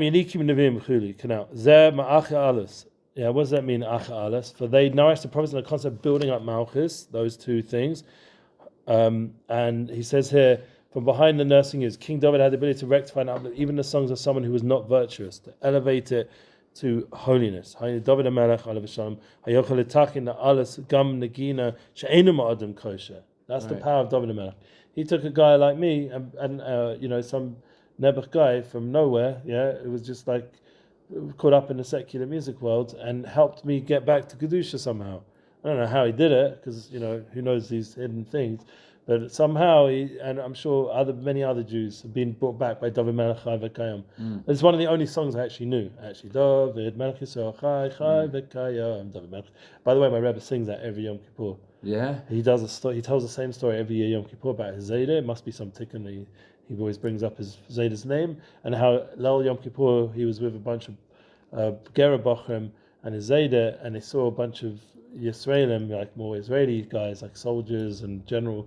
And he on Lel Yom Kippur, and he took them and started dancing with them, Dovid HaMelech Yisrael V'Kayam, and sang with them, and danced around them Lel Yom Kippur. It was a very special moment because it showed his Ahavas Yisrael, and on such a holy night, that was the kind of thing that the Seder, the Rebbe, was busy with. And lift it up to Kedusha.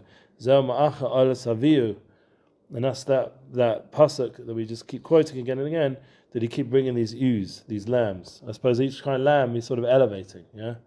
These lambs are coming.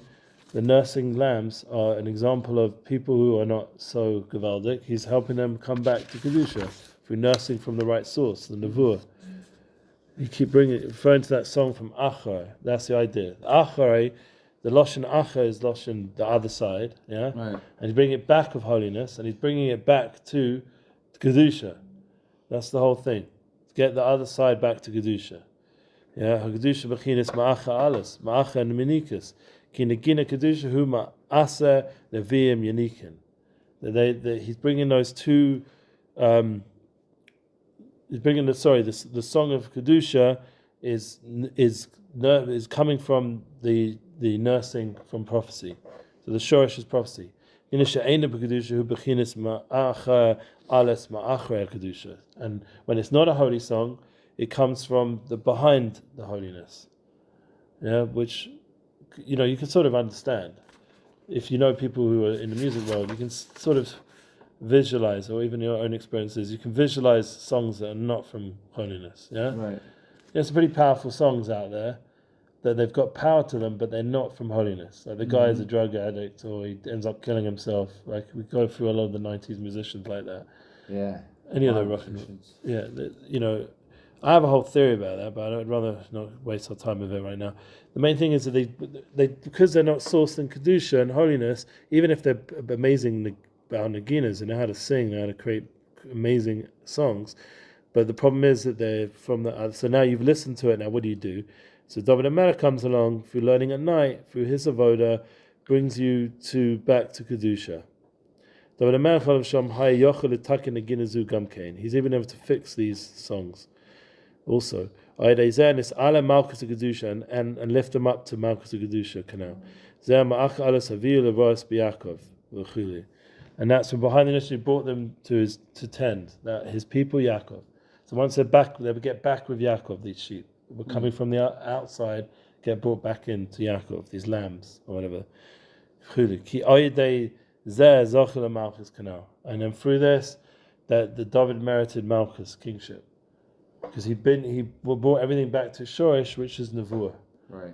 So the whole point is to bring everything back to the root of. That's what Rebbe Nachman, one of the most important points. If you really want to draw out something real yesod of Rebbe Nachman, is that he's always going into the Shorish, the root. Yeah. And the root is what is the most important thing. You connect yourself back to a pure root, the root of Nevuah. Yeah, you're back in the Masorah of Torah. You're back in the. That's going to protect you. I see that myself. Like I feel like I'm on the edge sometimes, like that Radiohead song. You know that song? I'm on the edge. That's a very intense song. So that song, I'm like on the edge, yeah. And then Hashem or Dovid HaMelech's koyach is pulling me out of this plane crash. Yeah, literally pulling me out of this. You know, you can feel those words. I don't know if you know what I'm talking about. That song, Lucky. It's like so intense. Yeah, I never was a radio. No one into them. Oh. I'm English. What can you do? Random. Yeah, it's Baruch Hashem. So you don't know the more song. Like Grateful Dead. You said already. That. Yeah, like the Beatles. Beatles. Okay, good. I'm saying different. There's definitely some influence of Beatles on the Radiohead, but yeah. But yeah, I mean, I was just watching a documentary on the Beatles when I was back in London. Yeah. On Prime because my dad has it. So if I'm gonna be on those things, let me learn something. Yeah. And it was bad, man. Like Lennon and that other girl, that woman, just weird stuff going on over there. Yeah. I wasn't surprised it watched the didn't work out. documentary on sort of ruined that light. Because she just was, I don't know. I just can't. I don't like She was like the Sitra Acher to the Sitra Acher. Yeah, she took him like off. Yeah. Because they were on a good path of creativity, and then such souls, and then they just got pulled into all the wrong places and people. Yeah. Nebuch, and it's like ruined this light that was inspiring generations. It just took it, made it weird. Yeah, it became very. And it's very like priestessistic and low level, very physical. Instead of it being able to inspire change, which he had that as part of himself. Right. That he wanted to like inspire change, but the source was wrong. Yeah. Connected to the wrong source, and that's why all these movements. The problem is the source. Like all this whole like awakening of communism. What are they? The source goes back to years, Marx and Engels, but they weren't connecting to the pure source. Even if they got it from Yovel, which is a pure source, the idea of freedom ba'aretz, but they won't bottle themselves to a Sadiq or the Messiah of Torah. They went off in their own. Also, it's shtick. It became afikosis. Value. Yeah, so like that type of, it's just crazy. We're still dealing with a few Jews who went off the derech in the 1800s and all their thoughts and writings. We're still dealing with their legacy. Yeah, just like with Yoshka, we're still dealing with his legacy. The craziest thing. It's all about Jews, really, when it comes down to it. I mean, it's funny. The guy who put he put together a bill in the Senate to basically try to limit aid to Israel from America. Is a Jew. Yeah, of course. Bernie Sanders. Yeah, of course. He's about as Jewish as a ham sandwich. That's what Ben Shapiro says. But I love what he might be physically Jewish, but Rav Shlomo said those people are Erev Rav. Yeah, it's hard to say, but I don't know. Maybe they could be. But the point is, in the end, more of like the spiritual Erev Rav. They have a soul somewhere. I don't know. There's these moments of compassion, but just to the wrong things. That's the problem. So it's hard to talk about these souls. But Dovid HaMelech somehow is going to elevate everything. Now, what's going to be with these Erev Rav guys? I don't know. Like you have to ask Makubal. That's a topic I don't know. Even care. It doesn't concern me. But really. for people who are, for example, myself, who are very into music, and music's koyach and strength to inspire change. Right. Dovid HaMelech is going to bring it all to a good shorish, a good root. And I feel like, in a way, like for my business of Unity Bookings and what I have to always bring myself back to the root, to the shorish, with everyone I'm working with, everything I'm doing, back to Hashem, back to Hispodidus, back to Dovid HaMelech's derech of learning Torah B'Layla, Tichat Sois, Midnight Rabbi. That's the whole reason I got the name. The idea of bringing everything back to Eight Shotzon, to time where Hashem is shining out through the Kruvim Nevuah, shining out clarity about what we're here for. We have to clarify again and again in our life. So we've done the Torah, we've learned it one time now, fully, Torah Gimel. What we really need to do is now go through it like a one with tefillahs, that it should help us, because the Torahs are from high places at Rebbe Nachman, and it was also from his life. Quick summary of it. Yeah, so let's start at the beginning. Gimel is Gemara Baba Basra, and it brings this interesting Gemara where Rabba Baba Chana, and he was has this whole thing with this akukta, which we said is the Sfardea, which Rashbam translates that. And Rebbe Nachman says Sfardea is these birds of knowledge. The Havik Aqua da Grunia, and there was these. Let's just get the yeah, we got the translation of the Rashbam, but let's just make sure we're on. Yeah, there was this Akrita that was an Aqua da Grunia, City Agrunia, and how large was City Agrunia? 60 houses. So this idea Aqua da Grunia Kamahavi Shiti Botin Bote Ase Tinine Bile, comes a snake and swallows the Gukta. Asa Pushkanasa Bala Latanina. Comes this raven, we've translated it as, and swallowed the serpent, the snake. Salek Yasivilina. It ascended and perched on a tree. Ta Chazi Kama Nafish Chile Deliana. And come see how great the strength of that tree is, like in a wonder, yeah? So the translation, Rashbam says, Sufadeh. We're going to go to High Ka'osa Krach. It's talking about how great this big city was.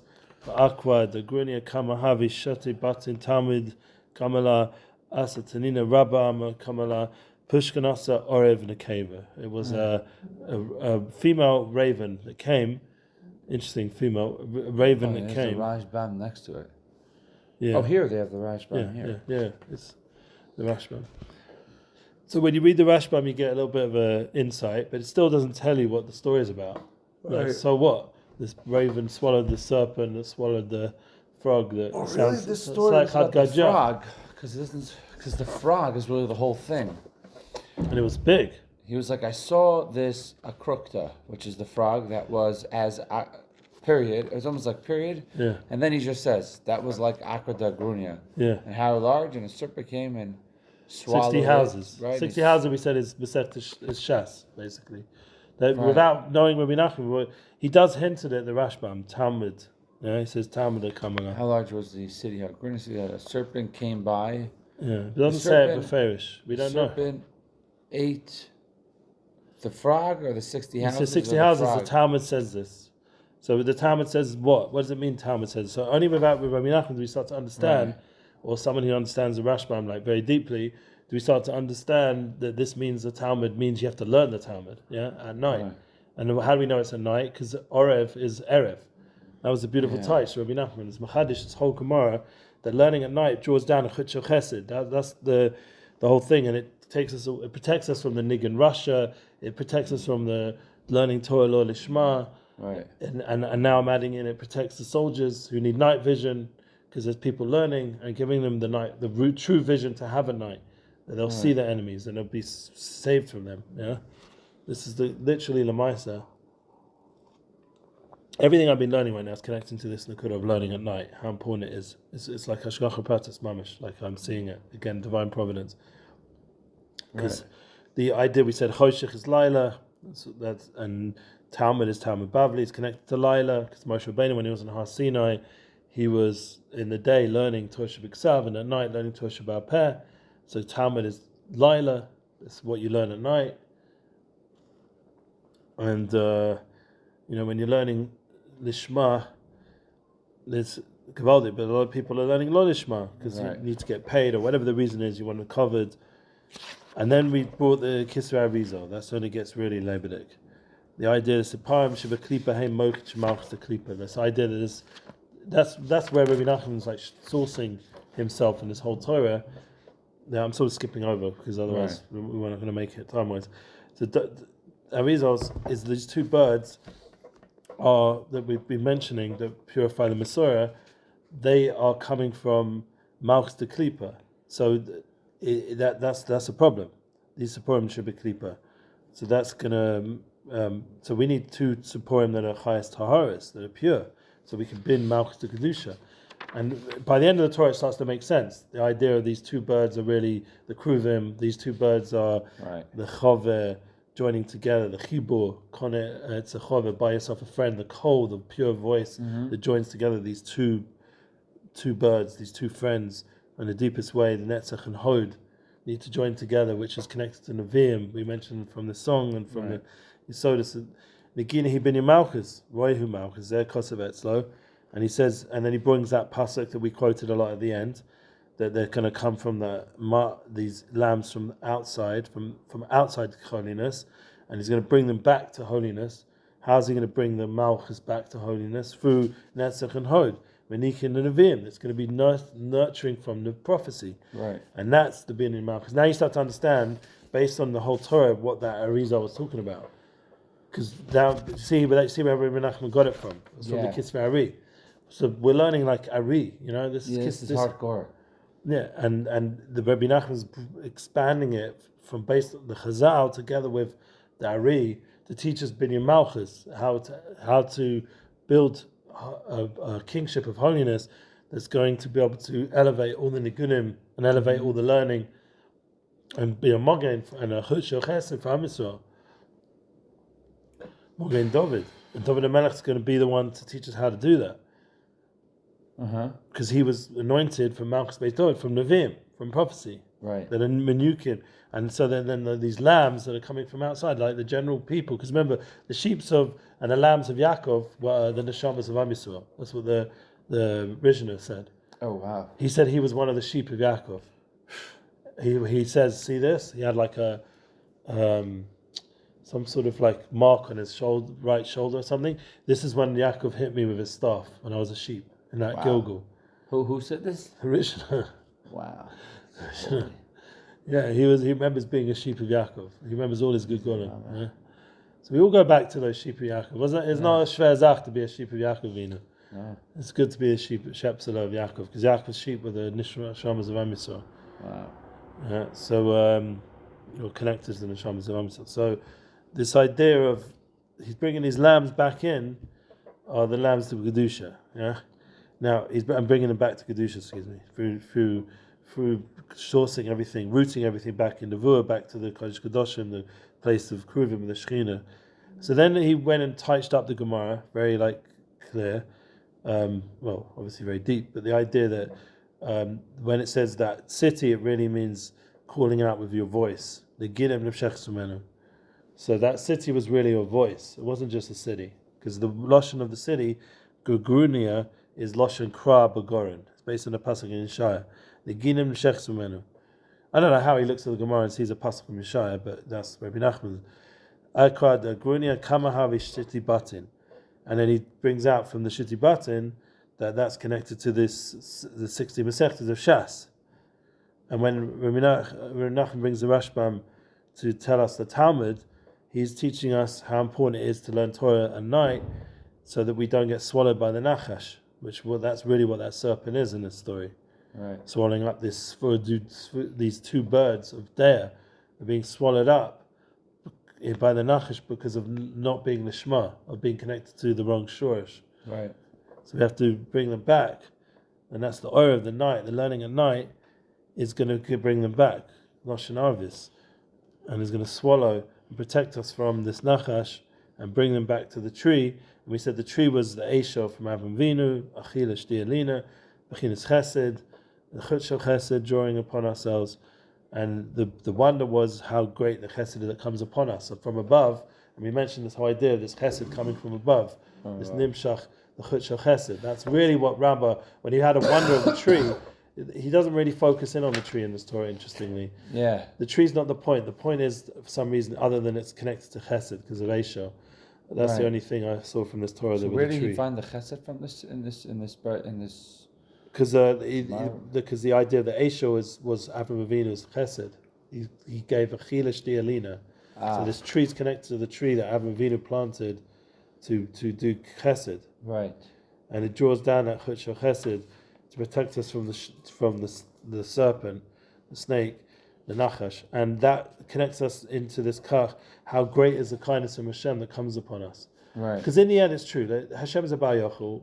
We always, people always feel this in a certain way. Why can't Hashem just make this easier? Why life has to be such a challenge and hard? We feel that sometimes. So the answer is no. That we have to at least do our part. What's our part, according to Rebbe Nachman? This is a very practical point: to learn Torah at night. That's all you're asking us. Instead of watching, Kill Tony, learn Torah at night.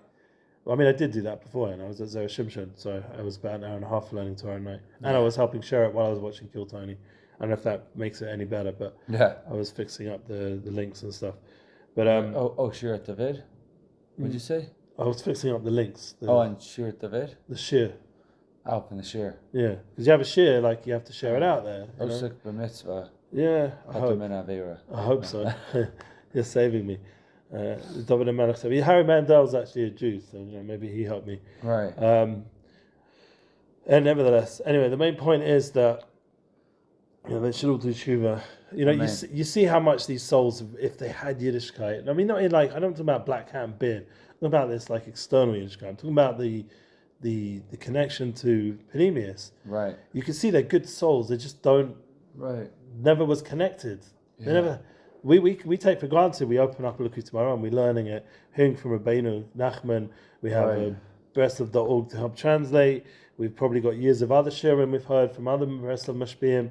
We're just tuned in, and we think, lucky out. You just were up, you just drove a few miles up the road, and you were by Shiloh, where the Mishkan was, And then early in the day, you were by in Yerushalayim, Bahar Menuchas, by Belzerov and Svitzlenu and the Shlomo Kalibach, Right. We're just living next to so much Kedusha, and we have access to it online, in Svarim, it's all around us.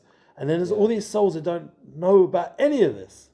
They're it's Pelagic. There's so much of Klal Yisrael really don't know. They never learned a piece of the Likutei Moharan once. It's very painful also. They never learned it once. I think of all the Yidden in Tel Aviv who... my dad definitely takes a peek at Chabad.org. I know that for a fact. Yeah, but they're so hardened. Once in a while, but you think about when it says Paro's heart was hardened. Yeah. These people are so hardened through just trials and tribulations, as they say. Yeah, Goddess has made to taste a little bit of Ramnach. So we really do have, and I think this real kavanah of this guy wants to start in yeshiva. I think his real kavanah is he just wants to get Breslov out there more. And I get that. I relate to that. I did that for years for Avorish. That for me is the one thing I could totally agree with Meir Chuz, that you need to get the information out there so that people can learn it. How to do it's another thing, on a daily level with people in person, and how to not make them crazy from the light. But to be able to do it in a healthy way, that's another story. But to get the light of Rebbe Nachman, to get this Torah, Binyan Malchus, to build Hashem's kingship in the world. I was listening to Shai's Taub. It was a Pelagic moment. Right. I listened. I'm doing stuff I was doing the dishes or something. I was listening to Shai's Taub, and suddenly Rav Shai's Taub comes, and he suddenly stops the class, and he's like, "I just want to let you know what we're doing in this shir." It was a moment. You have YY has these moments as well. I was like, "I just want to let you know, Moshe Weinberg definitely has these moments.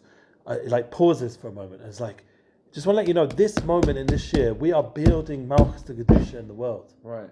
We are, he's like literally quoting this Torah from Rebbe Nachman, building Malchus to Kedusha. He was saying, we are bringing we're bringing all these Torahs of Chabad or whatever they were learning, this whole sugya of Basel Vegan, what's the sugya right now he's learning?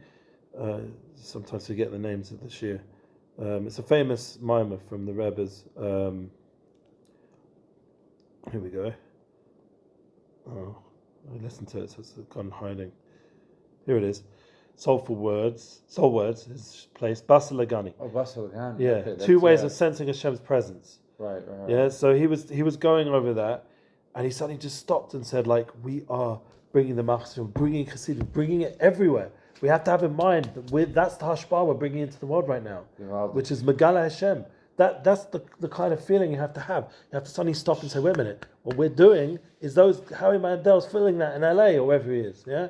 Whoever it is, all of Am Yisrael now, because of our schus of learning, because we're all neshama, we're all connected, we're all united souls, we're all ultimately Shem B'Kudshem Baruch Shrinte. In fact, if you turn the Seder, after this beautiful song, the next thing is you should say every day at Tefillah before you learn, not just Birkas HaTorah, but L'Shem B'Kudshem Baruch Shrinte. You should say these kind of tefillahs to have in mind, to elevate your learning, that it should be learning the Shema, and it should be to Dias HaTorah and Yashras HaTorah, all these beautiful things. And then there's all these Pesukim, Galeinai, yeah. Yeah, you should constantly daven before you learn, and that should go the right way. B'yachid for B'Shem Kol Yisrael and B'Shem Shrina Kadosh Yud Kei Vav Kei, and this is the kind of way we want to learn, that we're mamshich the Hashem's light into the world and into our lives, into our families, and into everything, even to Azah, wherever it is. There's Hashem's light, Hashem Echad, Einam Avada. There's nothing else but Hashem. Right. This is David HaMelech's or the Oresh HaMashiach. We have to allow ourselves to be a kli for this kind of light, and that's the same with singing and music. So the Torah goes on to say that he brings the Pirkei Avos. This was beautiful. Yeah, we'll end off another 2 more minutes. We'll end off just summarizing with this. Pirkei Avos, he says the idea, let's remind ourselves. Asa L'cha Rav, what does that mean? Asa L'cha Rav was, what was Asa L'cha Rav? That we have to have Binyan Malchus. Rav is Malchus, Binyan Malchus. And Kona L'cha Chove was the throat, the Kona, to connect of Kol back to the Chove, which is with the Kodesh Kadoshim, back to the place of Ponim Ponim, Ponim B'Ponim, the idea of the in place of intimacy, where that to chibur, that's the two birds facing each other. But once we reach such high madrigas, when we're stuck in our kol, we have to done kol adam l'chafschut, not get caught up with now I'm on fire for Hashem to burn everybody. Right. We have to melam ischus that everyone has a neshama. Bring it back a notch. Everyone has a soul, and everybody is going to come back ultimately. Nidach meni nidach. That's like we'll be learning that in the shir in the morning. That every neshama is going to come back. And this is even people who don't know have any das, yeah. And we have these chazanim. Remember, he says a famous saying that the chazanim are fools, yeah. Wow. So they're not b'nei der, but the whole thing of Dovid HaMelech to bring them back. Yeah, it was quote. He. I was reading the footnotes, the story. Oh, that whole story, yeah. Yeah. So that story, he had to deal with that. So he's bringing us alive in the Torah to tell us that even those guys, we have to bring them back to Mochin, B'das, the Malchus to Kedusha. That's all part of our thing. Even in Golis, where Malchus is in Golis, and there's a Pagam, we have to bring them back. That's the Avoda. Yeah. Back to Hashem Melech al Kol Haaretz. Yeah. Bring it back to Das and Malchus to Kedusha, and draw down those kind of nigudim. That's Melech Kol Haaretz Elokim Zamul Maskil, as we say in the Mizmor Mem Zion. We're going to say it, please God, Rosh Hashanah again this year. We should say it throughout the year. To bring Hashem's Melech, Hashem Malach, Hashem Yimloch and Aved, to bring the Malchus of Hashem to everything. So everyone can get back to true Das and Seichel. Because once again, you mashorish everything back to Kedusha. The Nigunim go back to Kedusha and bring us the right kind of mochin, the right mindset. Yeah, and then he says, Godom al Shemaim Chasdecha, and then we went to this whole thing. That's what we learned today, that we're tuning into the Chesed Hashem from above, and to listen to the kol. How do we get that? By learning Torah at night. That's how we fix up the kol. Right. So the bottom line, practical thing is to learn Torah at night. Connect ourselves to Dovid HaMelech, to the Tzaddikim, to Malchus to Kedusha, to Nevi'im, to people who are connected to and I don't know if they're Novi, but their Shoresh is in Kodesh Kedoshim. Like the Rav Simai Zilberberg, I have mamish experience with him. He was his galus of the Kodesh Kedoshim. Like he was constantly purifying, bringing himself into that place of pneumius, of intimacy with Hashem. I heard him speak once. That was my only experience with him. I was with him day after day. I didn't connect with him. Yeah, about the iPhone story. Yeah, but I remember that. Yeah. When he was speaking, every time he would he kept it was crazy. Every time he would speak, he was speaking about the idea of Einoi Malvada. Yeah. But every time he was saying it, it was mamish from within. It was all that avoda. He would just start talking Einoi Malvada. Yeah. He would drawing it down. He was drawing it physically. I was whoa, this is crazy. Yeah, this is years and years of Espodidus and learning Torah and bottling. He was talking about Aleinu L'Shabeach. He was saying Aleinu L'Shabeach is huge. It's one of the holiest prayers. Yeah, we just fly through it. He said and people treat it like it's Tzilas Adarach. Yeah. I remember after he said that, I was he's so right. Yeah, Rav Shlomo has also been talking about it a lot. About Aleinu L'Shabeach? Yeah, he spoke about it a few times. That's what he spoke to us about. So first he did the iPhone thing, so he lost me with the iPhone. Yeah, shame. He spoke in Hebrew-ish. He right. spoke in English, Hebrew. Does it make sense he speaks English? I don't remember. He speaks English. He pretend he has this thing that his English isn't good. Hebrew. My English is not as gewaldig, Weisnish, a lot of these people don't even want to speak English because it's a Talmudic language. He once said the neshamas understand. Yeah, right. That's talking to neshamas. But all these tzaddikim, the point I'm getting at is that once you're with them, and I just felt chizuk that this is what I'm dreaming about. I wasn't even dreaming about Kil Tony, thank God. Right. I was dreaming about Rav Simai Zilberberg, and he was teaching me Torah, talking about sugyas of Avos Mysteris and bringing healthy emotions into Yiddishkeit, into everyday life. It was beautiful Torah. I was having a shmooze and I woke up with it, and it was lamaisa what my wife needed to talk about. Right. So it was like Hashem sending us chesed from above. This is the point. We've got to tune in to the chesed Hashem. Right. Wow. And that's the key. That's the kind of mindset. Imagine just bringing that into everything, into your business, into your kids, into davening. We're going to go daven now to bring that into our voda. The Chesed Hashem, and with that we'll have a beautiful Shabbos, and Malchus Kedusha Shabbos, and Mashiach Sekenu b'Meher B'Meir Amen. Amen.